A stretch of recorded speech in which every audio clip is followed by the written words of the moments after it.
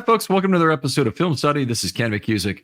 We're back for part two of our discussion of the offense against the Rams. And here to join us for that is our friend Josh Reed from Anchorage, Alaska. We're doing this in the middle of the night. It is 3:14 a.m. as we start this second show. But Josh, really appreciate having you on, buddy. Yeah, thanks for having me. It's only 11:19 p.m. up here, so I'm a night owl, as I know you are too. So I'm still up. Yeah, very much. It's nice to be kind of semi-retired at this point. My work schedule completely revolves around what I do with football here, so all other things are kind of secondary in that regard. But I think we'll jump in. We'll talk about the offensive line here. Then we'll do some individual player reviews after that. At a high level, the offensive line responsible for one of the two sacks in the game. The other one was really on Keaton Mitchell in terms of a block we talked about in the first episode. By the way, didn't listen to the first episode? Go back. Some terrific insight from Josh on a number of things. I know he and I both get excited at the pony backfield in particular. We talked a little bit about Hill's responsibilities as a pass blocker and why that drove kind of the division of running back snaps in the game. We talked a lot about Lamar's game. Some of the things that he did. We bitched a lot about the clock management on the Ravens go-ahead touchdown drive that should have probably ended the game and didn't. And we kind of talked about the OT rotation a little bit that I'm sure we're going to get more into in this half. But I think a worthwhile listen and always fun to talk football with Josh. Yeah, Ken, we can just jump right into it. Starting from left to right, just tell me how Ronnie Stanley performed. Yeah, Ronnie's having a difficult season, and he was better in this game. I'm going to take some heat for this, I'm sure, but it is the way it is. I've got my feelers out to PFF to figure out how they've got him for only one pressure in this game because I have him for 4. This was more, though, of the classic Ronnie Stanley that we saw in the 2019 season as a guy who's, even when he's getting beat for a pressure, most of those pressures are proximity pressures where he's getting backed into Lamar. Lamar, as we know, takes a bump very well. You don't want to get his leg stepped on like Trevor Lawrence did or like Stanley did on top. So Lamar's foot, the last game, I guess, against the Chargers with Khalil Mack really bearing down on him. But he got 4 pressures as I had, all proximity pressures by Bull. Had 3 missed blocks, 2 losses at the line of scrimmage.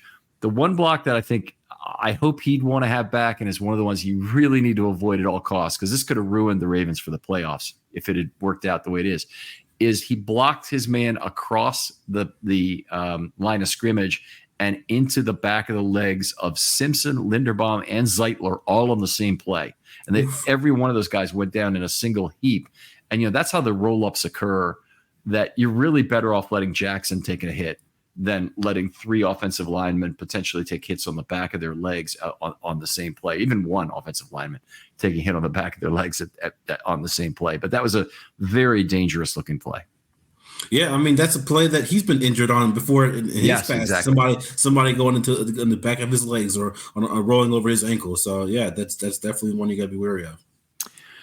5 blocks in level 2, no pancakes, 1 out of 1 on his pulls, and no highlights in this game for him. It's a C game, only 0.02 short of a B-, which makes it about his second best game of the year so far. And I do think that some of the rest did him well. He sat out for 14 snaps, and McCary rotated in for 2 series, 1 in each half. I think it was a good plan that they used for both tackles. I think it probably helped him. But frankly, all ideas are on the table right now for how to get the most out of Ronnie at left tackle for the snaps you can have him and to maximize that amount of play you get him for him and the quality of play, getting on the efficient frontier there. Joe D'Alessandro's apparently had this idea to do this rotation scheme. Yeah, people forget it's kind of the strategy they used with Ronnie last year. I mean, like when he first got back, from when he finally got activated, he wasn't doing a full workload. He was rotating, and the stronger he got, the more confident he got, the healthier he got, the better he played down the stretch. So I'm all for doing this semi-rotation or like rotations, giving them a series or 2 off. Kind of staggeredly, if it means getting the best Ronnie when they need him most, which is going to be down the stretch into the playoffs. You don't want to go with a nagging knee injury to be putting more pressure, more snaps on that knee than he absolutely has to. Mm-hmm. Yeah, completely agree, and I think it's very bold move. I think they kind of felt like they had to do something, and what I like about it from the way it sounds is that it was D'Alessandro's idea. So this may have been, a Harbaugh going to the group and saying, hey, let's let's have some ideas on how we can deal with the tackle situation right now in terms of these guys breaking down physically. How can we do it? And Dallas Andrus was credited with this idea, and I think it's good that Harbaugh, is not trying to take credit for the idea. He's crediting the right guy for it, and it's more about how did he come to that conclusion? Did he ask for ideas from his coaches, or did Dallas Andrus just offer it? Either one is good, but I think it might be even better if Harbaugh is sending that idea to committee and saying, "Hey, give me your best idea. Everybody, come up with your best idea to get Ronnie Stanley healthy through the rest of the season, and we'll talk about that." Yeah, I really do think and believe and appreciate how the Ravens do so many things so collaboratively, where it's not just, hey, sit this guy, start this guy, and the ownership doesn't meddle, and the coaching staff, the head coach isn't overbearing. He really delineates his responsibilities and the individual coaches. It kind of lets them run their rooms, and I really believe that they probably did have those meetings like, hey, what can we do to help Ronnie? We have a quality backup left tackle in Patrick McCary. It's not like we got Joe Bag of Donuts coming off the street to back up our former All-Pro. We have a guy who's been there, done that in Patrick McCary, and this strategy worked for us last year. Why not re-implement it again? And because it's clearly something that needs to happen. And I feel like offensive line coaches, more than any other coaches, are so in tune with what their guys needs and what their guys are really good at and excel at, that it's like, hey, this guy will really benefit. Sometimes less is more, and sometimes more is less. But in this case, less is more. Yeah. So let's move on here. Talk about John Simpson a little bit. He struggled with pass blocking in this game. He also came up with another false start. And he's had a really tough season for penalties. So he's had 7 penalties now this season. It's been 2 false starts and 5 holding, which is kind of the story of his career, that he's had a lot of holding calls and some false starts sprinkled in as well. 5 stalled drives now on the year among those 7 penalties. He's second on the team in penalties to Stanley, who's had a lot of trouble, obviously, with those as well. He's party to 3 pressure events in this game. Now, one of the good things is these were Aaron Donald pressure events. He had 1 pressure full, a third of a quarterback hit, a half a sack, and in addition to that, Lamar ran him out of another pressure where he'd already given up a pressure that caused Lamar to be flushed. Lamar ran it into positive yards. So instead of that being either a sack or a pressure where Lamar threw the ball away or a quarterback hit or whatever, it ends up being a positive play. So he ends up getting dinged on his adjustment for that. But Lamar running him out of trouble is really nice. By the way, that's a big value of Lamar Jackson, is just the total value of sacks and the runs that are on scrambles are usually a positive yards per play. And that's not true of very many quarterbacks in the NFL, even with the higher emphasis on mobile quarterbacks. Usually sack yards exceed scramble yards for most quarterbacks. And it's not true of Jackson. So it's really nice to have that. Yeah, definitely. A guy like John Simpson, just like given that, he plays opposite of a Kevin Zeitler, who, who's given his pedigree and his high level of play, opposing teams are often going to line up their best 3 technique against the Ravens left guard. So that's why he got the Aaron Donald treatment. That's why you saw, like, in most of the, like, if you go into Getty Images or whatever, you look up you get your photos, most of the Aaron Donald snaps are going to be going, his pictures are going to be going against 76. And there's a reason for that. So when you go against the opposing team's best 3 tech, most of the time, you're going to give up some plays, and you're also going to make some plays. And so, like I said, like just given to where he was when he first got here last year as kind of a whim or a flyer, to being the Ravens starting left guard throughout the season and performing, like above expectations. I'm pleased with John Simpson overall this year. And like I said, given that he went up against a future Hall of Famer, I think he didn't do that bad. Yeah, it certainly wasn't a bad game in those terms. We'll talk a little bit more about 9 missed blocks in this game. That part was not so great because 5 of those were losses at the line of scrimmage. So those are plays where he might have ended up giving up a pressure, or he might have missed his block on a run play that could have had more serious consequences, but it just didn't work out to be that way. The ball was out quickly or whatever on those plays. 3 out of 3 on pulls. That's something he's improved at during the season. He had a very rough start in terms of pulls this year, and definitely had some very rough patches, and he's been better lately. 2 level 2 blocks, no pancakes, no highlights, a D for this game. It actually worked out to be his second worst game of the season. And even includes an adjustment for Donald, less a dinging of his adjustment for the fact that he had Lamar run himself out of a pressure on one occasion. So D for Simpson. People have had worse games against Aaron Donald for sure. He wasn't the only one who got some love from Aaron Donald in this game, by the way. Zeitler got some too, and we're going to get to him a little bit later. Yeah, but tell me about Tyler Linderbaum outside of the Aaron snap that resulted in the safety. How did he do in this game? Well, we got to talk about that as well. He's had some difficulty as a pass blocker in this game, and this is one area where he'd improved a lot. This was a difficult game for him. We'll start with the Aaron snap for starters. It effectively is a 15-yard sack for a safety, okay, on that play.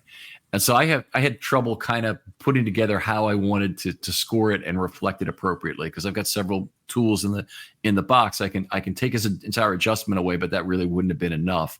What I ended up deciding is I would charge it as a sack and give him 2/3 of the credit for a sack, because there's also a possibility, if it's a miscommunication, that Lamar also should have been aware and ready to take that ball. But even so, that ball was so wide where it was, and I'm not sure Lamar would have gotten it. He probably would have had a good chance to get his hand up and catch the ball, but the snap was well wide, and then of course we saw what happened. And Lamar had to chase the ball, kick it out of the end zone for the safety. So I ended up giving him a -4 on the play instead of a -6 for a sack. So that was his big negative charge for the game. He did have a half a quarterback hit that he shared with Fa'alele. Those were his only 2 negative plays of the game, but he had other pass plays where he missed blocks. So he had 7 missed blocks total in the game. 4 of those were losses at the line of scrimmage, and 2 of those were plays where Lamar ran him out of pressure. So he lost a lot of his adjustment for that as well. So I ended up with a very minimal adjustment for him on the game. 1 level 2 block, 2 out of 2 on poles, 0 pancakes, 0 highlights, C- for the game. He's had worse pass blocking games in his career in past years, but this wasn't a good one. Yeah, no, and they said being still, even though he's bulked up a bit, still being an undersized guy going against more beefier interior defensive linemen, he's gonna struggle at times, and that's why I'd like to see more plays where Ravens kind of get him in space.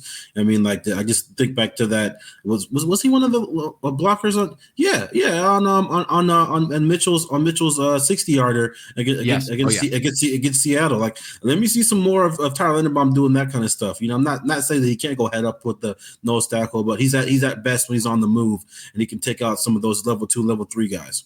Yeah, that play where he kind of sent Jordan Brooks sprawling, but not to the ground, and then he caught up to Jordan Brooks and threw him out of the club on the sideline at the end of that play. That's the kind of play Linderbaum should have on his career highlight reel. I've talked about this occasionally on the show, but if you're an offensive lineman and you're listening to this, you don't have to tell anybody you listen to the show. That's fine, but keep a freaking video log of your best plays. You will want that at some point to show your grandkids. I guarantee you. Just keep a nice video log. Don't rely on the fact that these games are out here and you remember the quarter in time, because you always remember. Have that disc ready to go when your grandkids are ready to watch it before they get their Christmas presents or before they get some birthday present. That is going to be the payoff for that. But have that ready to go, because you're going to really want that at someday in the future. Yeah, if Twitter's still up in 50 years, then they can definitely look it up via there. Then again, the internet is forever, so who knows? But I can definitely see some Tyler Linderbaum being yeah, your grandpa used to be putting guys on their ass back in the day, boy. Yeah, so yeah, it'd be nice. Yeah, you do want that. So let's move on and talk about Kevin Zeitler. He's on a streak of really fine games right now, and he continued that. Not a complete top tier game, but when you hear who gave up all the pressures to, it's again Aaron Donald with 2.5 pressures he gave up directly to him. Lamar ran him out of 1 additional pressure, had 4 missed blocks, 2 at the line of scrimmage, 3 out of 3 on pulls, 4 blocks in level 2, no pancakes, no highlights, and a B in this game. And for the streak he's on, I really want to impress this upon people. It's a fantastic streak for Zeitler since week 4. Okay, so the first 3 weeks of the season, his grades were C, D, D. And literally the discussion was, is Kevin Zeitler done? And thankfully, at that point, the Ravens hadn't signed him to an extension. He really wanted one during the offseason. They didn't do it. Yeah. I mean, definitely, guys, definitely turn it on. Like I've seen it reflected in some of his PFF grades have been really high over the past couple of months, and they said he's really been one of been I wouldn't say the anchor in the middle of the offensive line, but he's definitely like been like the co-anchor with Tyler Linderbaum. Yeah. So since week 4, B minus, A minus, D, A minus, A minus, B, and B in the in those last 10 ball games. So only one bad game that entire time. That's quite a heater for an offensive lineman. And as I always say, there's a good amount of variation week to week. And we can understand the notion that, Gunnar Henderson is occasionally going to go 0 for 5 and ground into a double play in a game. And then the next night he might hit 2 homers. And you understand that day-to-day variation. It's very similar for offensive linemen. They get a lot of at-bats, but they have streaks where they don't play necessarily all that well, or they run into an opponent who has them figured out, and they get a good move on them a couple of times. And it's just something they often have to go back to the drawing board to fix. And there's a lot of results that vary from game to game. Yeah, and that's the thing about playing in the AFC North in particular. Like the teams in this division really construct their teams to attack the other teams in the division. Mm-hmm. Whereas you don't see that as much as in the NFC East. You'll see the Cowboys kind of beat up on their divisional opponents because they're not really built to stop them, right? And you'll see these Cowboys with these crazy point differentials where they're blowing teams out 40-3 or whatever because their opposing teams in their division, either they're not doing it or doing a piss poor job of doing it. Whereas in the AFC North, you have a bunch of teams that are historically pretty good at drafting and developing positions that kind of attack the weaknesses of the other teams, or trying to help defend or expose some of the weaknesses on offense and defense. And so that kind of, you can kind of see that at times with some of the defensive fronts that the Ravens go up against, or some of the offensive that the Ravens go up against. Yeah, it definitely. The size in the AFC North has been something that's been kind of a difficult mountain for Linderbaum to climb, and amazing progress this year after having a pretty difficult year against some of the really sizable nose tackles in particular. But that's true of all the players along the line, is they have to deal with some specialists, and Zeitler is certainly no different from the rest of them. First of all, I want to talk about two things with regard to Zeitler. Do you think this is finally the year that he'll make a Pro Bowl? I believe so. Yeah, I believe so. I believe that like not just other people campaigning, but I think that the fact that the Ravens are going to be in more primetime games here down the stretch, and like I said, I think this is. I mean, as much as the Pro Bowl doesn't mean as much, just having that on his resume, you can always say Pro Bowl guard Kevin Zeitler. You don't have to say Pro Bowl alternate or almost got a Pro Bowl. I just think that the Ravens are campaigning pretty hard. I think his play kind of speaks for itself too. I think there are more intelligent fans out there that are because like fan voting is a factor now, and I think that more people will be having more appreciation for him at this stage of his career. Yeah, PFF changed the way we look at offensive linemen when they started grading in 2007. And then they subsequently went back to 2006. But basically, you can talk about the years since then is really the PFF era in terms of offensive linemen. The understanding of who was a good offensive lineman was at a miserable level around the league, and a very deferred level in terms of inherited Pro Bowl status that would come along. Would often go with the good offenses to start with. That's not such a bad thing. What is such a bad thing is the same guy gets it 9 consecutive years, and you never allow for, hey, this guy, he missed 6 games this year, or things didn't go as well in a particular year. He gave up some sacks, or what it might be, or had a big year in terms of penalties. But PFF has changed that. They've now, because they give you such timely results in terms of looking at offensive line play, and it's relative to the rest of the league. A lot of offensive linemen are going to make the Hall of Fame because of it. So Marshall Yanda is a child of the PFF era, who is his career started in 2007. That's exactly when PFF started grading, and he's really benefited from that in terms of his Hall of Fame resume. Zeitler, during this period, is the best offensive lineman, certainly the best guard, let me put it that way, never to make a Pro Bowl. Still unreal to me that he never has, with all of the things he's done in his career.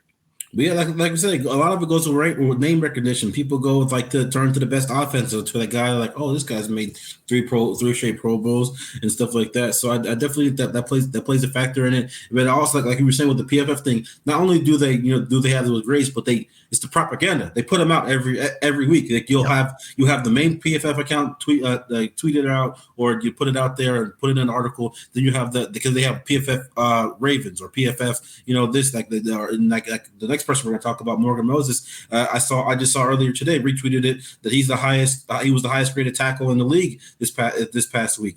So if that's a natural segue, you want to get into Moses, let's move on over to Moses.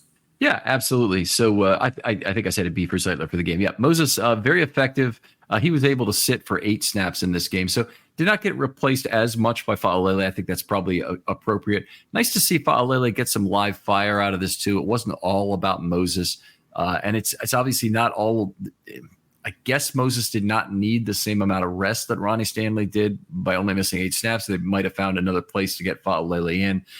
By the time you're going down in the end of the game in the 4-minute drill and overtime, that's not a time you're going to put Daniel Fa'alele in. You're gonna ride with your best horse at that point, and Moses was certainly it. He allowed 1 full pressure, parts of 2 quarterback hits, a 1/3 share and a 2/3 share. He also allowed half a sack in this game. So it wasn't like his record was perfect at all. Byron Young and Hoyt each got him a couple times. Had 2 missed blocks, 1 loss at the line of scrimmage, 3 level 2 blocks, no pancakes, 1 out of 1 on his pulls. A rare case where Morgan Moses goes through an entire game and does not directly connect on a pull, but even then he ran his track perfectly. There's no one to block. And he gets a courtesy point as the trailer on a counter. So that was his only one. But typically, Moses' unbelievable mobility since he's been here in terms of being able to. And it's not something I ever associated with him, but he's been remarkable in that regard. He was the only Raven lineman to have a highlight in this game, and he had 3 of them, all combination blocks, and got a B for the game in terms of his score. So fine game, and it's nice to see Morgan looking more healthy again. They did give him some help on that side, which I thought was good, but he also got the job done in a game with a extended number of total snaps. Yeah, I love seeing that guy get on his horse and move in space. He's one of the other guys I love seeing in space. And yeah, more plays like that where he's like, the screens to his side or just pulls and counters. I love seeing him do his thing on the move. Let's jump down to the couple guys who were in his backups. Daniel Fa'alele replaced Moses for 8 snaps. He made 7 of his block, and he also shared with a quarterback hit when he was beaten outside by I have Jones here, but I think that was actually Byron Young who beat him on the play. And McCary came in, replaced Stanley for 14 snaps, made 13 blocks. He had a very questionable handoff that I just called a missed block, but if somebody wanted to call that a pressure, I probably wouldn't have a problem with it. But he handed off somebody to no one, and it was an unusual play. I forget it was actually a run or a pass play. I got to go find that block for a second and just take a look at it because now I really want to know. Yeah, it was on a run left for 2. So it's the worst it would have been a -2 if the play had gone for a loss. The play actually went for a 2-yard gain, and it looked bad, but he also thought somebody else was going to be there, and he handed off number 92 to no one, which was a just kind of a weird block. But anyway, I thought he played pretty well in the game. I saw PFF didn't have quite as good a score on him, so they probably dinged him more on that particular play. Would be my guess. Yeah, I always trust McCary for the most part when he goes, especially when he's going against like non-elite guys. So he's not going against the Myles Garretts and the TJ Watts or the Trey Hendricksons of the world. Like I really trust him against like mid-tier to under let's say under the radar or undeveloped, but like guys who aren't those top guys. It really does seem to be magnified in his case, doesn't it? Where he's worse against the great players. A lot worse, and as a much higher variation of outcome, and then he can put up very good games of very consistently solid technical play against guys who are in the middle. He did have one good game, I thought, against Hendrickson this year. Yeah, week 4 he played really good, but then in week 10 against a hobbled Hendrickson, he gives up the sack. So I thought that was kind of weird, but for the most part, he's held his own. He's more than held his own against Hendrickson this season. Yeah, week 2 he got an A and he got a D Yeah, week plus two. against Yeah, Cincinnati in week 11. So you're exactly right. So very yeah, it's another one where there's variation game to game. You gotta accept it. I have had people question me on the offensive line scoring system and saying, are you really capturing the right things then? Because is your model predictive if it doesn't? Think of this as a box score of what actually happened. You have then a whole bunch of data points you can put together and look at. You don't try and reflect every game the player's aggregate level of contribution for a season. Then you'd be torturing the data for more information than was actually there. And I'm not a fan of that at all. These resampling methods are trying to say, well, okay, that pressure holds on and is a repeatable one and whatnot. Just report the events as they occurred and allow the data points to build up as they do. And you do that same thing with baseball over a season of at-bats, and you come to a conclusion about the player, and then you don't have to be judging people by their longest home run. And you don't have to be judging for how fast they got to third base on their most exciting triple. It's about, it's about hits per at bat. It's about, slugging percentage and on base percentage. It's about all the per at bat statistics that they have as offensive linemen. Yeah. All right, let's jump in and talk about some players. Josh, you're the guest, and I appreciate you taking through the offensive line like that. But go through who the players you want to talk about. The first player you want to talk about. We'll talk about Keaton Mitchell, man. I mean, this guy's a spark plug, and like I said, as much as we talked about some of his shortcomings in pass protection in the last show, I really want to see him be utilized more. Like not just I want to feel like a broken record here because I've written about this a lot, talked about it a lot. But he's a guy that I feel like the more you increased his I would say target share, but yeah, target share too. The more you increase his usage share. Yeah, touch share. The more likely he is to generate. I mean, this guy's had 5 straight games of at least one play, one or more plays of 20 plus yards. I mean, if you just give him 4 or 5 more carries, touches a game, odds are the guy's going to make somebody. They didn't necessarily make somebody miss, but like I said, outrun somebody to the edge, explode up the field. He's a guy that I really want to see feature a little bit more. I got really excited when his first snap of the game resulted in him getting the 8-yard pass for a first down. I'm like, okay, this is going to be a good Keaton Mitchell game. We're going to see him more in the passing game. And that was only one of his 2 targets all game, and he didn't catch another ball. So that is I just feel like those are such easy plays and easy ways to get him the ball either in space or just kind of rather quickly. He can kind of do more damage after the catch or after the handoff. And I thought he ran pretty hard today. And we talked about how the conditions kind of maybe prevented him from picking up even more yards. But I thought he saw the field well. I thought he read had good vision and found those squeezes. Hit him hard. Maybe a little too hard, lost his footing a couple times, but I really like the way Keaton Mitchell played in this game. I want to see him get used even more in the passing game and the running game moving forward. Yeah, he's been a revelation, obviously, in so many different ways. And we're just evaluating the roster, and he hit 29 carries at the point at which we're evaluating the roster on the bye week. And I've got him in the young producer category. And a lot of players, they just haven't quite put in enough time, or they haven't quite gotten their game at a point where you completely trust what they've done. Zadarius Smith was a guy who was always on the margin of the young producer category for about 2.5 years and then finally made it. But Keaton Mitchell is no doubt about it. I mean, he's one of the players that however far the Ravens go in 2023, Keaton Mitchell is going to be a huge part of that. I mean, he's going to be a huge decision point. If he were to get hurt, it would be an enormous blow to their Super Bowl chances. If he stays healthy and plays like this, they've got an enormously better chance to win the Super Bowl. So he's tremendous impact. And some of it's not even what he's doing, but it's the fact that the Ravens don't seem to trust Evan Duvernay to run the gadget plays like they used to. Maybe his speed isn't what it was when he first came into the league. Maybe it's just he's broken down a little bit with injuries, and maybe they don't trust him with the football in the same way.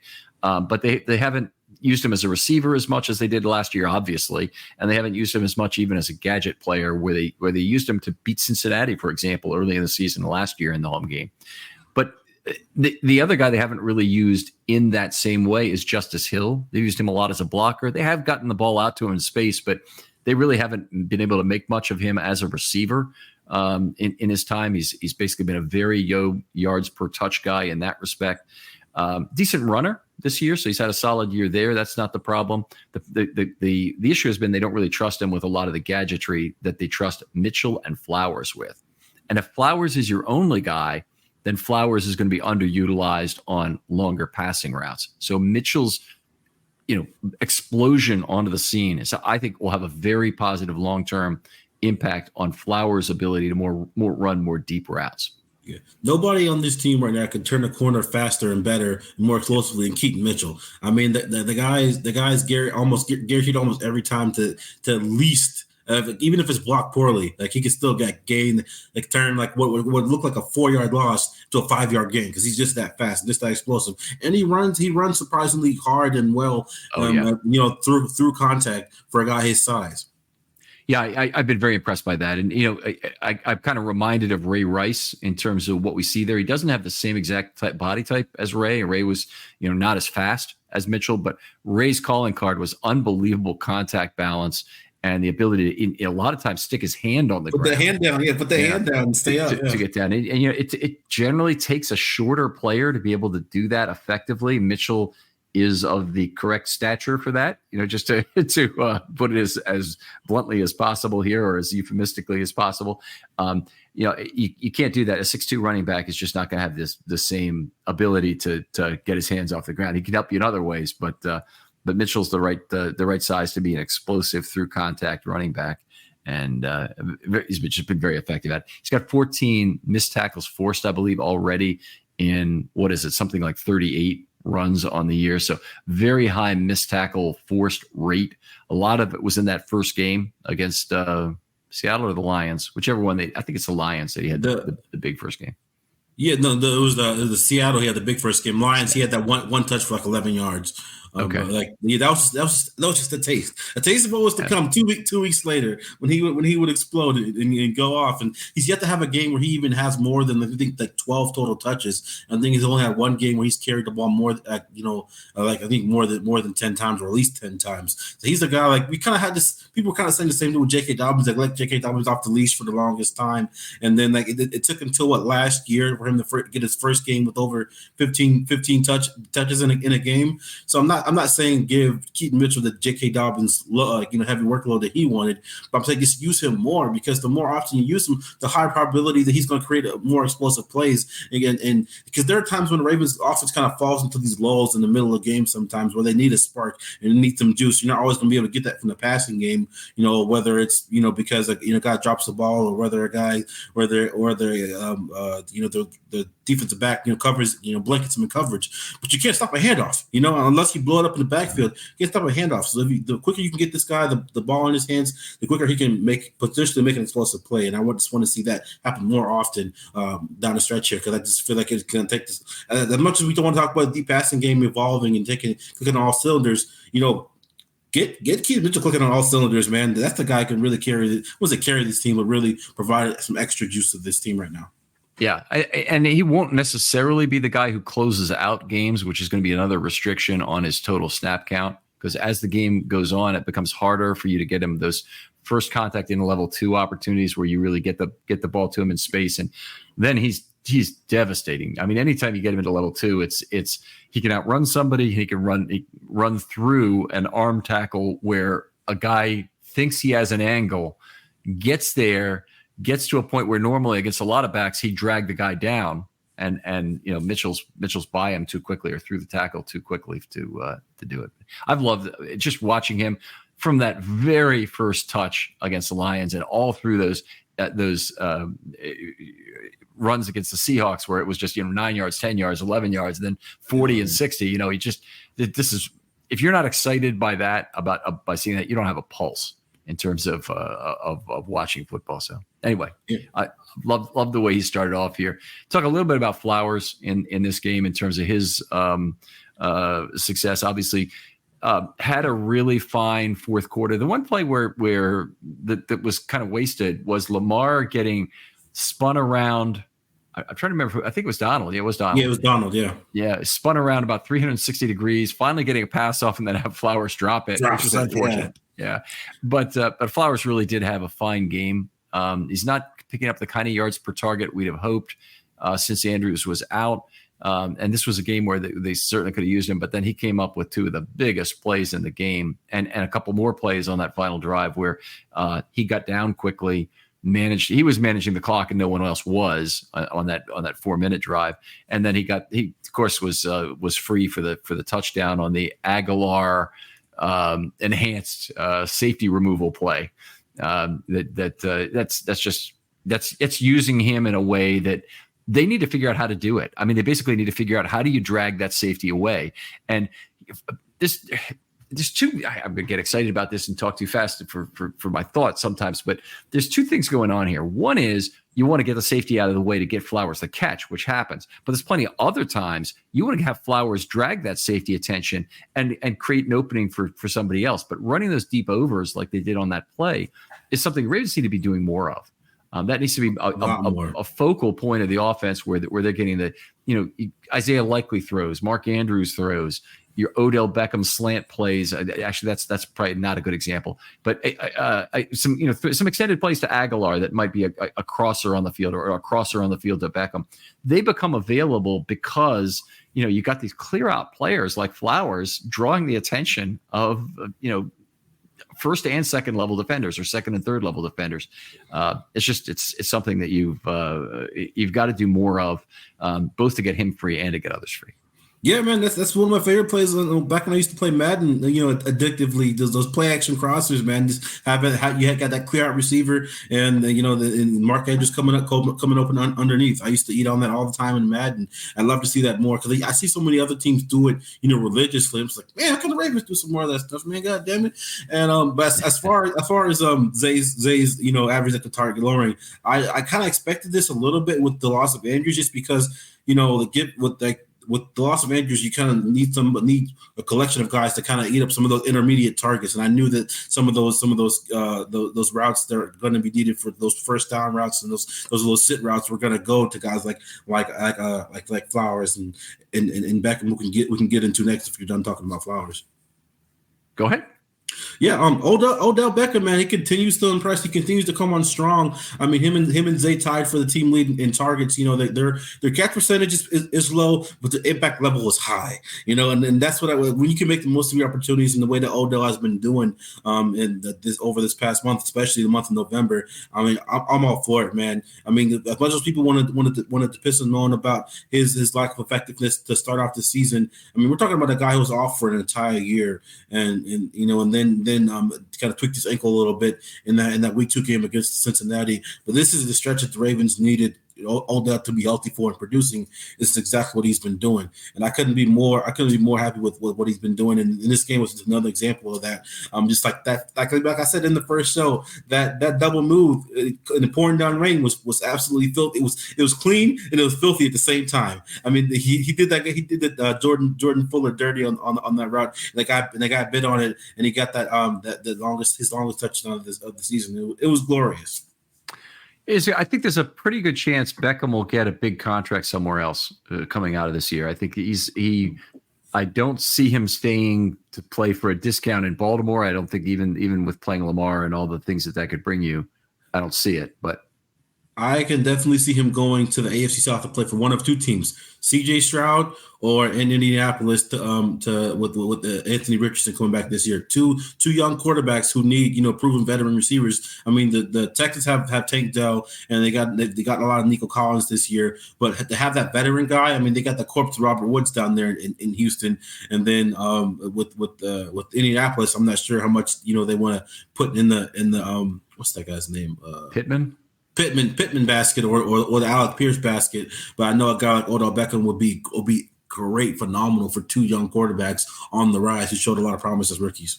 And obviously those are teams that would have the cap space to handle a Beckham, and hopefully there's void years on Beckham's contract, and there's money to be spent there. The Ravens cannot get caught in the void trap with Beckham, like try and save money on the void years by re-signing him for multiple years. It's a trap.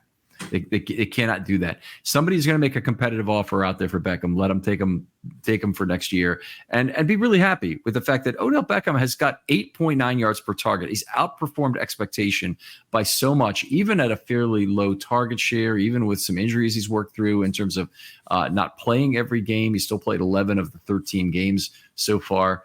The 57 targets is probably less. I know it's less than everybody was thinking he would get preseason, because I asked for those specific numbers from people. Give me the number of games he plays, give me the targets per game, and give me the yards per target. But the yards per target is the number he's really exceeded on. And is he worth 15 or 18 million this year? No. But is he a valuable player, and can I tolerate the cost given what I think I know about Lamar signing the contract because in part of him? Sure, I can do that. Would I do it again? No way in hell. For that reason, I think they have to let him go. If he helps the Ravens hoist the Lombardi Trophy this year, I'd say he's worth every freaking penny. That's once again, it's kind of projecting a little bit, but these are kind of moves you got to make sometimes. I wouldn't say in order to go all in, but like to be competitive, because we all knew they're going to revamp the wide receiver core this offseason, but you also have to bring in guys with not just veteran leadership, but guys who have been there, done that. Not saying Nelson Aguilar hasn't done that, but he was on a Super Bowl winning Eagles team. And a key contributor on that team too, but that was in 2017. We got a guy who's been in the Super Bowl as early as last February. I feel like that kind of experience and leadership, and the fact that he also had something to prove too, what really kind of made this a match made in heaven. Was the price tag too rich for my taste? Yeah, I'm writing lots of that with you, Ken. I think they grossly overpaid. But if that helped get Lamar in the building and sign on the dotted line, and if it helps propel this team to the deepest playoff run in over a decade, hey man, we will allow that to happen. But next year, that big dead money number that's keeping us from re-signing a lot of these UFAs, it did go to Odell Beckham. A lot of the money that they would have needed went to Odell Beckham. So if they don't re-sign Justin Madubuike, that will be a contributing factor, in terms of what happened, because they would probably have the money to sign Madubuike if they hadn't spent it already on Beckham. All right, let's move on. How about we talk about we'll talk about Aguilar's play one more time, because I just absolutely love the dragging that safety out of his spot by running right at him. Just a wonderful play, and it's Aguilar ran a diagonal on that play where it looked like a deep over. He's selling it as a deep over. He runs right at that safety, or he's selling it as a third level out route anywhere, third level crosser, and he safety could not help but bite on that candy. Obviously, everybody else had dropped off that route. They'd allowed him to pass through, and the next guy was responsible, and they're in zone defense, so there isn't anybody else to pick him up. Is the beauty of that play. It wasn't a matter of there was a choice of him not biting on the play.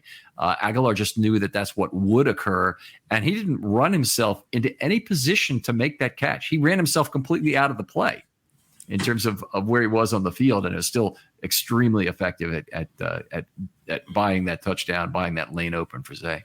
Yeah, what I love about Aguilar, man, it's just like if you look at when it's the guy doesn't catch a lot of balls, but when you look at when they come, it's the 2-minute drills, it's the 4-minute drills. It's like Lamar. He's one of the guys that Lamar trusts in crunch time. Like, I know this guy's going to be where he needs to be and get the yard to get down or get the first down and get out of bounds. And he did that. Like his first 3 catches, the game didn't come until that field goal drive at the end of the first half. And 2 of them were back to back, boom, boom, boom, 12 yards, 8 yards, and then in the last their touchdown drive in the fourth quarter, back-to-back catches, first down on a 5-yard reception. The second play, 6 yards on the next catch. And he's just like that guy that's kind of sometimes he can be a drive starter or a drive extender. And I really appreciate those contributions for him. He doesn't catch a lot of balls, but the ones he does catch come in high leverage moments when the team needs them the most. Yeah, it's an interesting player because in an 8-year career prior to coming to Baltimore, he really only had 2 good seasons. And you can come up with reasons for it. You can point to his time in New England and saying he's playing with a lousy quarterback, and you'd be right. He had a really good year with David Carr in 2020, where he caught 48 balls and 10.9 yards per target. Had big plays that year. He had yards per reception was up at 18.7, which supported that. He led the league that year with Derek Carr. Yeah. And then if you go back to 2017, which was really his one really good year with Philadelphia, had 8.1 yards per target and 8 touchdowns that year. But aside from that, he's been a pretty miserable yards per target guy. His yards per target, other than those years, is 6.4, 5.3, 7.6, 5.3, 7.4, and 6.8. You're not happy with that out of your wide receivers. Those are weak numbers. But this year in Baltimore, now 9.5 yards per target, which is the second best number of his career. He's been worth every penny. He's been worth every penny in terms of what he's produced. He's been worth that 6th round draft pick that makes me kind of choke to think they gave it up at the time, or it certainly was. And he's hasn't demonstrated any of the really negative things from last year in terms of having a high drop rate and some of the other poor yak rates and whatnots that he's had in New England. He hasn't demonstrated any of that. So he's the Ravens have really found a way to utilize him that I think's much better than how he has been the rest of his career.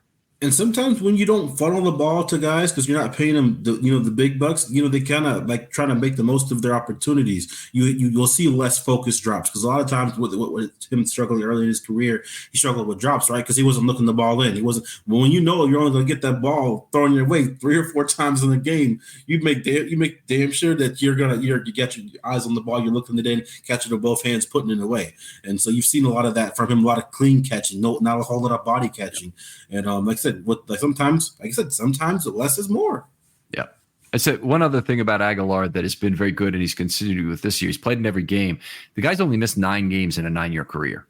And that's really unusual for any position. But you look at a player like Beckham, who's going through a lot of injury issues. I haven't heard one thing from Nelson Aguilar the whole year in terms of an injury. He's probably got something, but he's playing right through it, and we don't know about it doing that. But he isn't. I don't believe he's been on the injury report.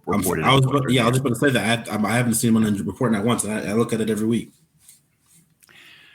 Who's your next guy?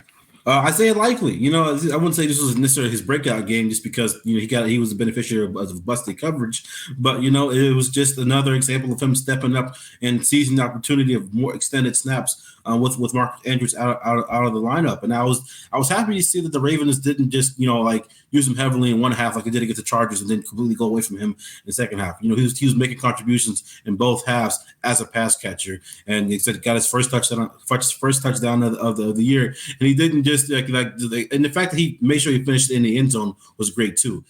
Put that last move, kind of stiff arm that guy, the trailing safety who tried to come over across the field, made sure he finished it in the end zone. I just like to see the Ravens scoring plays of 40 plus, 50 plus, and it was great to see him get that moment, his moment in the sun, even though it was kind of dreary that day. Yeah, it's a great point about him being able to get in the end zone on that. Absolutely critical that he do that, and it was great to see that. The other thing is just the last 2 games, he caught it catching 9 out of 13 balls, and really it started way back at the Seattle game when he caught 4 out of 4. He was in exile for this offense. He didn't have a target in 4 straight games between weeks 4 and 7 of the season.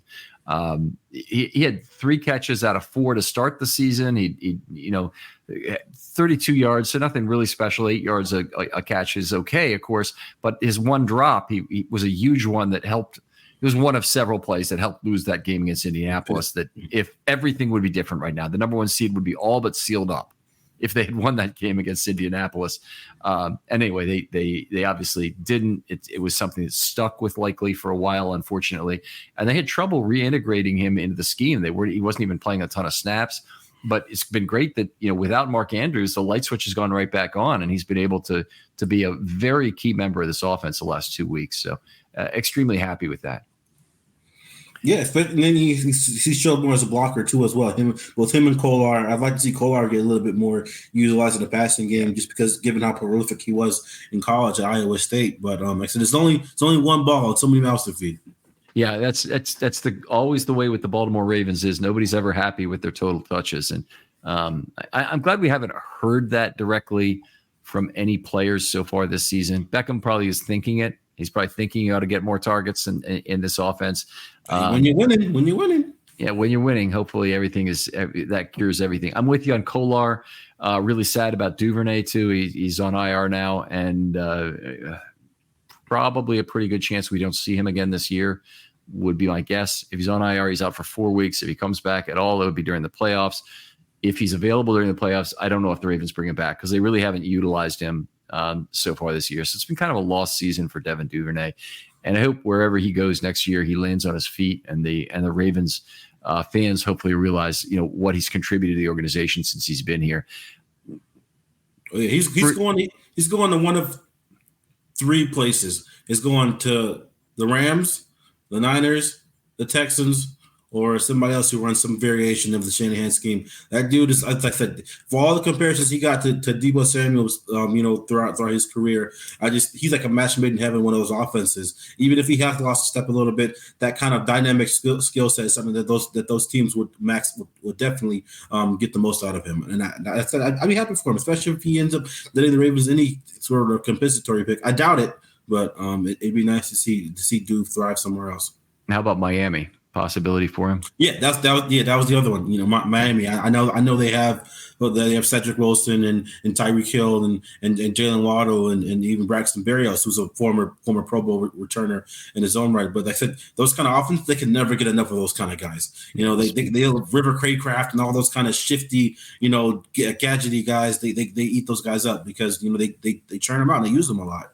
I feel like that is one of the things the Ravens are going to be looking at during the draft, or maybe during the undrafted process, is another raw speed guy like Mitchell. I mean, effectively a guy who is a undervalued asset that somebody else says, nah, I don't know about this guy as a pass blocker, or I don't know about this guy. They really, honestly, they don't want another guy who's an exact Mitchell clone, because that would really limit them in terms of who they would need to have on the field on passing downs. But they'd like to have another receiver maybe who's got a size limitation, or another, but is tremendously fast, that gives them that one other gadget guy they could run with. But I think that's, they're going to go through. They have a lot of gravitational pull on those draft picks in terms of where they need to make them. Offensive tackle being the place I think they absolutely must start with. Cornerback, a huge need. Edge rusher, they really are kind of running out of young guys. Although Ajabo will be back next year. There's a lot of need for those high round draft picks right now that they have. Yeah, we'll see. Usually when rosters get cleaned in the way that I feel like the Ravens roster is going to get to a certain degree, is usually it comes as a result of a deep playoff run. And like I said, if losing these vital key players results in the Ravens hosting the Lombardi, I'm all for it. If they fall short, I'm gonna be a little butthurt. Yeah, and what the Ravens do in the year after they win the Super Bowl, very important. So if they do win the Super Bowl this year, it doesn't mean you try and re-sign everybody and go for another one. The 2001 Ravens, they did try and re-sign everybody, and they put themselves in a pretty deep cap hole that they had to go through a rebuilding year in 2002. Now, it wasn't a bad rebuilding year because they had a ton of talent on that roster in places like the defensive line. They picked up Ed Reed and Will Demps, and they immediately replaced the safety group. And they had a ton of guys, Anthony Weaver, that came in right away and got to play at a high level right away. But it's not the kind of purgatory you really like to put your season ticket holders through right away. 2002 ended up being a very exciting season for the Ravens. They hung in, they fought like hell. They weren't very good defensively, but they fought like hell to try and be a team that could compete. And by 2003 they were great defensively again, and competed. So I don't fear change. And the last time they had a wholesale changes was in 2019, right? After the 18 defense got dismantled to a large degree, they had to rebuild that on the fly. They brought in Earl Thomas, which totally didn't work in terms of the things. But a lot of the other changes they made, they were able to get young and get good on both sides of the ball very quickly. So, and the same happened after the 2012 season. They had that. I wouldn't really call 2013 a down year, but you kind of expected with all that mass exodus with Matt Burke and Ray Lewis and Ed Reed and Donnell Ellerbe and Bolden. I mean, really, that Bolden was I feel like was really the one that kind of killed them. I know they were trying to do their best to re-sign Donnell smaller beast so that they wouldn't have that gaping Ray Lewis sized hole. But I feel like, losing a guy like Bolden, really kind of, hamstrung them. I would say for years to come, because they got Steve Smith the year after that, and they were like right back in the mix in 2014.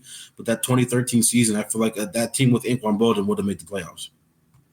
It would have been it would have been a better chance for them to make the playoffs. I would agree. And then who knows, they would have had to take on another cornerstone contract with Bolden, probably. Don't know what he ended up signing for with the Niners. I'm trying to remember. No, so they traded him to the Niners. So but then the Niners signed him. Yeah. Then they signed him. Yeah. So they in order to they had a actually, I guess they could have just kept him around for the 1 year and then let him walk on the contract after that year, because he was still under contract, I believe, for $6 million or something, which was a lot of money then. Yeah, but did they only trade for like a 6th-round pick or 5th-round pick? Something like real low. So it was an alternative to cutting. It was just salvage value. So it effectively was a cut. And I know that people want to bring that up and say, oh, they traded him for a 6th-round pick. Well, no, they didn't. They cut him. They cut him, and they got some salvage value then, which was the 6th-round picks. Anyway. There's only one other player I want to talk about here, and then we need to do some other things with MVPs. You got your 3-2-1 list of MVPs ready? If you don't, Josh, you can do that right now. Okay. So Ricard is the guy, and his usage has been down. And this is a game we talked about a little bit on the first show, that they didn't run as much. Game script did not really allow for it. They weren't really trying to close out the game at any point in time. They could have, if they got the first down on 4th and 1, they might have gone into closeout mode, but they really otherwise didn't. And Ricard only played 23 snaps in this game.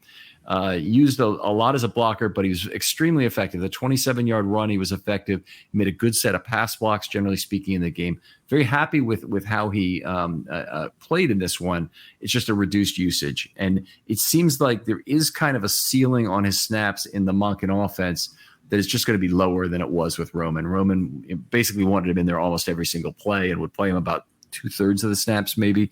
But with Monken, it doesn't seem like, even when the Ravens are running to close out games, that he's going to end up playing more than about half the snaps.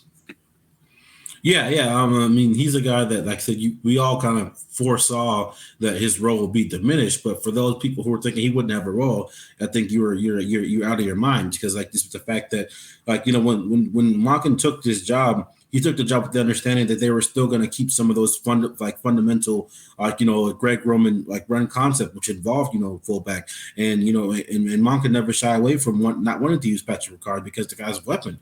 I mean, he's a weapon not just in the sense that he's a pretty unassuming check down option, but the fact that you can get this, he's almost like another puller, an offensive lineman in space, a guy who moves better than even some of your offensive linemen in space. You can get up on the high horse and make those 2nd and 3rd level blocks. And like I said, like that one highlight that's kind of circulating through Twitter right now of him kind of taking the guy out the club and sitting him on his own bench. Those are the kind of things that you get with a guy like Patrick Ricard, who can kind of help you set that physical tone, along with a guy like a Gus Edwards. So I think while his role is diminished, it's still, to me, somewhat invaluable. You know what I love about the play you just mentioned is very measured by Ricard. Ricard took his guy to the sideline, stayed square, put him 10 yards out of bounds, but he also didn't over push at the end of the play.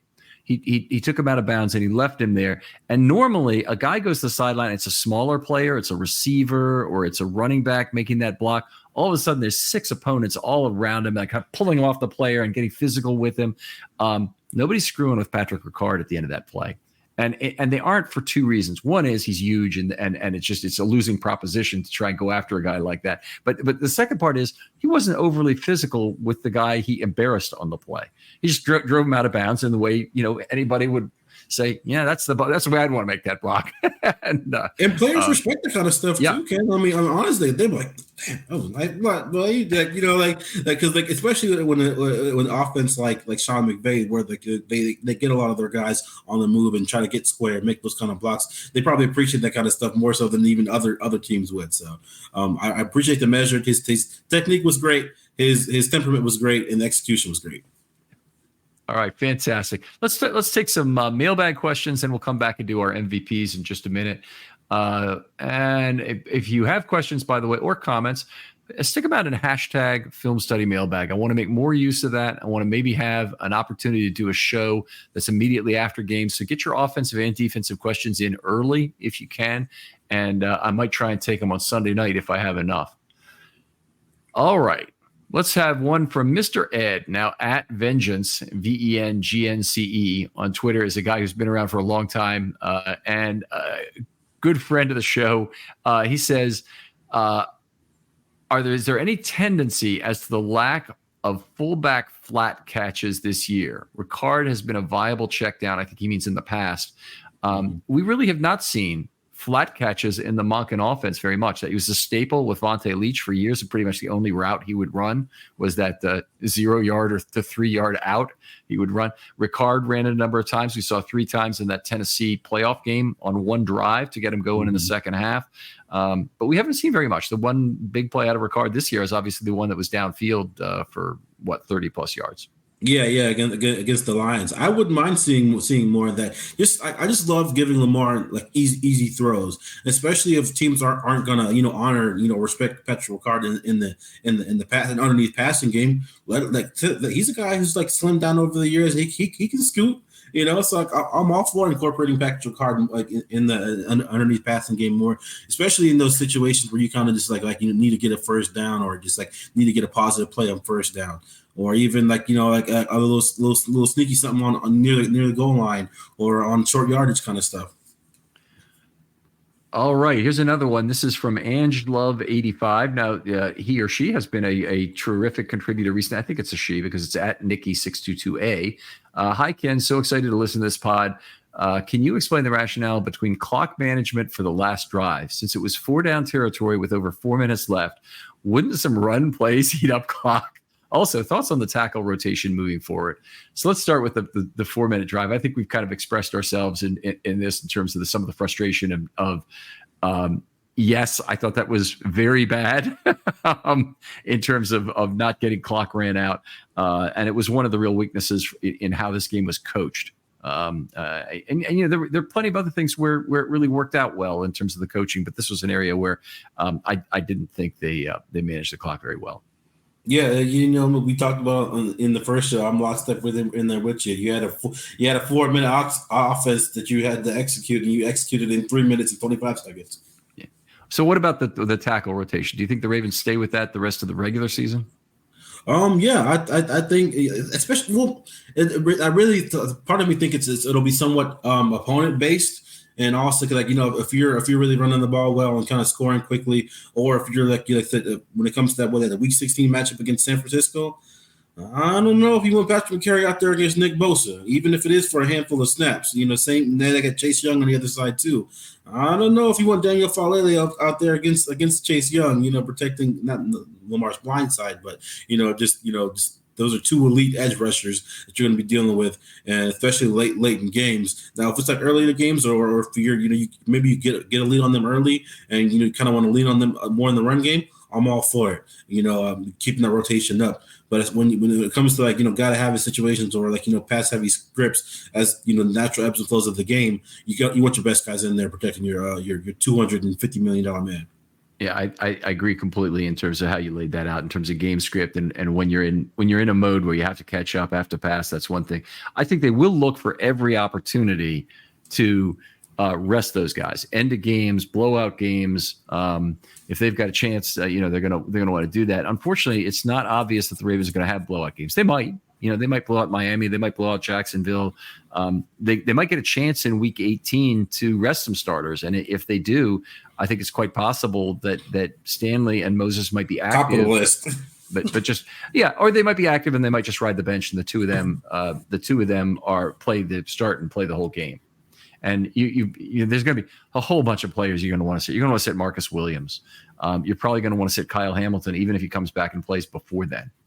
Yeah. It's just so many players. It's a long list of guys you're going to want to rest. I really hope the Ravens have things locked up by week 18, so I can get my guy Salah some playing time, man. Like There he's you he's go. been he's been inactive this entire season thus far. I don't want to see him be activated because of injury, but it's just something that's near and dear close to my heart as a fellow Alaskan. He grew up in Palmer, Alaska, up until the point he was a freshman in high school, and yeah, I'd love to see him get it, especially the Ravens Steelers game. I know it probably won't be as high as stakes, but for him to get his first activation. Maybe he gets activated before, but gets is active before that. But if his first taste of regular season action comes against the Steelers in Week 18, I'd be a happy man. Well, that would be something to look forward to. And I guess if he was active for that game, there's actually a pretty good chance that he plays. He was active as a ninth offensive lineman already once this season. He didn't play. Yeah, they didn't play him though. Yeah. So anyway, I think that's a great question from Nikki. Really appreciate you contributing on almost a weekly basis here. Let's go and see if we can get one more good one here. Let's see. Okay. No, that's it. We got one about the defense here. And I thought we had one earlier that somebody asked that was offense related. Okay, here's a good one from Spencer Peterson, and he's done pods before, but he said he's struggling to think of an example of a player who improved their credit balance more in the minds of the fans as much as Tylan Wallace did in just this one game. Great point, by the way, Spencer. And by the way, that's a comment, which is terrific. That we want those. We don't have to have questions. But can you think of another player who's improved their credit balance in a single game by more than that? Maybe a player who'd been down a little bit. Nelson Aguilar has been kind of a gradual build up in the bank account as the year's gone on. Odell Beckham's had some big games for me in terms of improving the credit balance relative to where I thought he was at the start of the year. How about Brandon Stevens? Maybe as a guy who, it's funny you say that. I'm currently working on something about this being another like his play that particular play being another example of a redemption arc for the Ravens. I mean, they have so many guys that have I wouldn't say underperformed, fell short of expectations or haven't clicked in their career just yet, or maybe coming off of down years that I've come up with huge plays throughout the course of this season, and that was that for him. And he said, as far as the over the course of the season, definitely Brandon Stevens. He's the guy that's kind of he kind of did come out of nowhere. He's a guy that was kind of hanging around there, like he's supposed to be focusing on safety this year, but then through roster construction throughout the offseason ended up playing corner. Now he's established himself as one of the better corners in this league. So over the course of the season, I got to say Brandon Stevens. But as far as like this off of that one play, got to give it to Tylan.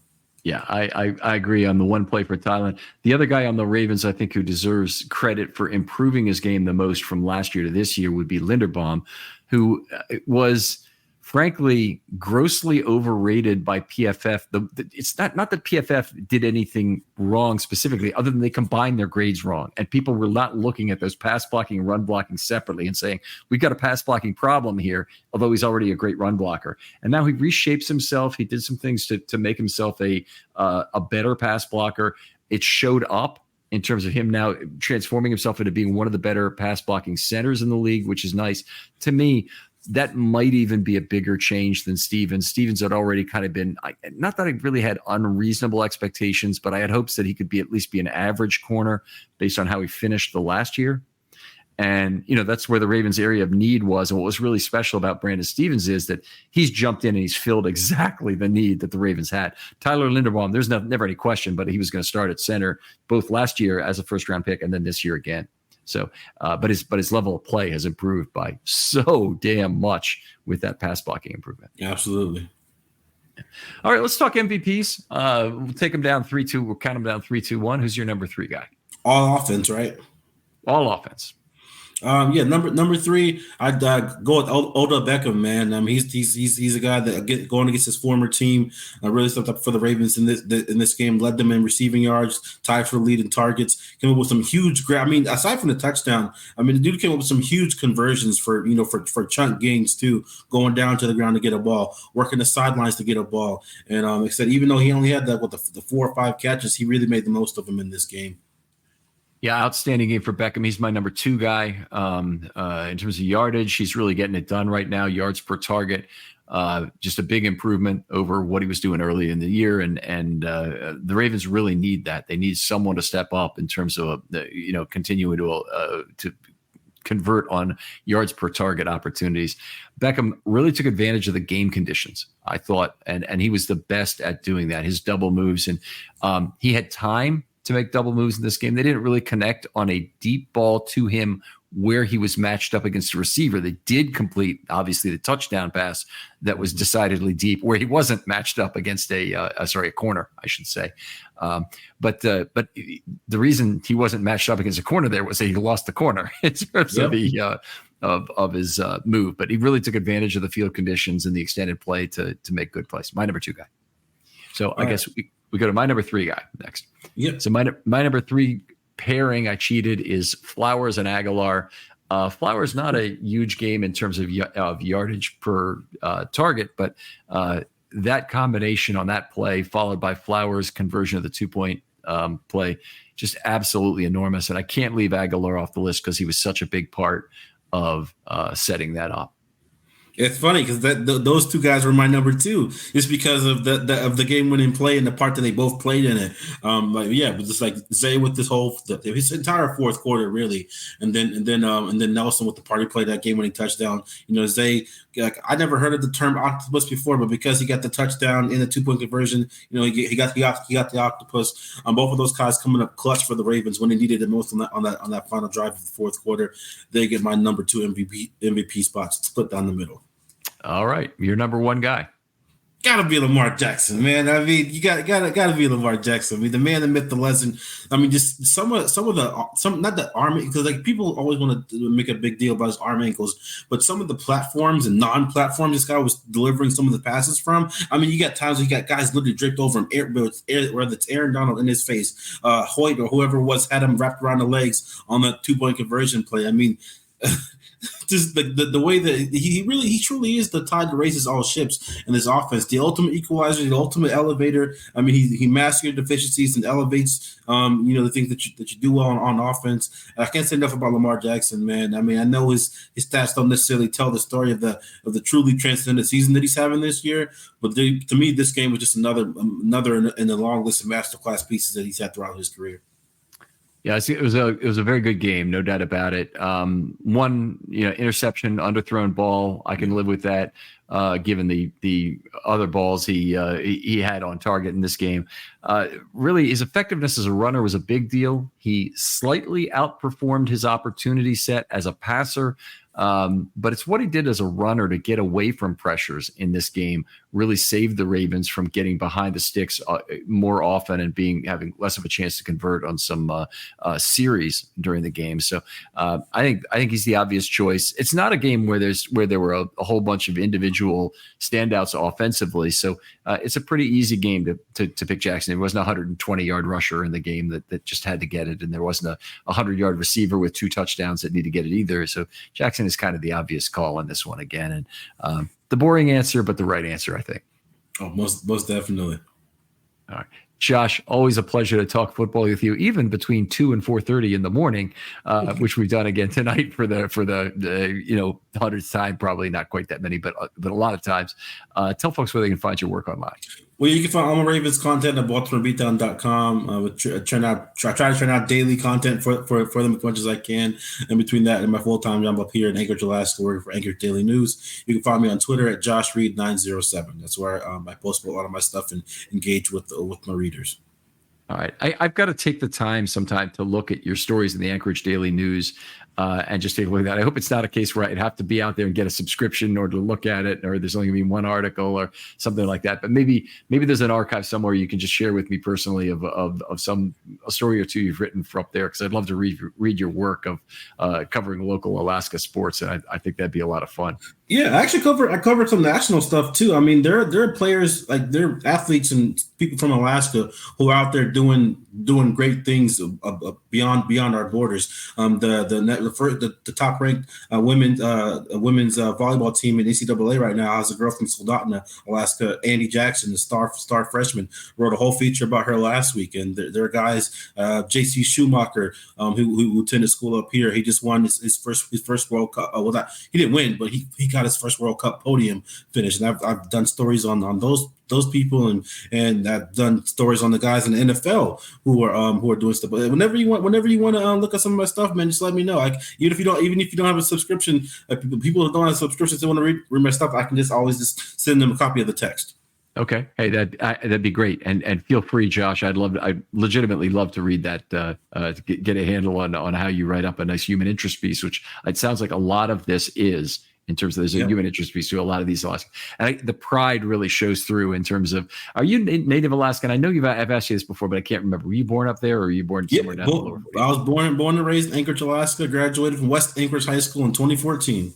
Okay, well, very good. The pride shows through as almost like Alaska has national borders to you as opposed to just state borders. The way we think of it in the United States, where you just drive 10 minutes to go to Pennsylvania or whatever. Here, man, we feel so isolated up here, and it really like people who live in Alaska, like a lot of them, when you grow up here, you can't wait to get out. But a lot of them, like, you really proud of where you come from. A guy like Tyree Wilson, who plays the first round pick for the Raiders, he was born up here, only lived up here for the first 2 years of his life, but he still proudly represents Alaska. Guys like Sala, lived up here until the time he was 14, still reps Alaska. Guys like Brandon Peely for the Miami Dolphins right now, he was born and raised in Alaska, played only 1 year of high school ball outside of Alaska, got a bunch of scholarships, went to USC, and now he's undrafted free agent for the Dolphins. So we're a breeding ground for some special athletes, man.